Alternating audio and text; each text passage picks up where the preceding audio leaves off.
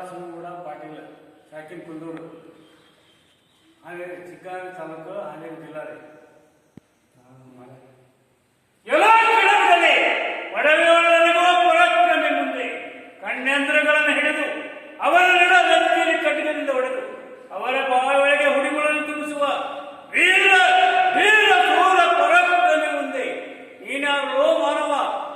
ನನಗೆ ನಾ ಯಾಕೆ ಗೊತ್ತಿದ್ರೆ ನಾನು ಎಲ್ಲ ಇಡೀ ಮಂದಿ ಗೊತ್ತಿದ್ದಲ್ರಿ, ಸಾರಿಗೆ ಅನ್ನೋದು ಗೊತ್ತಿಲ್ಲ.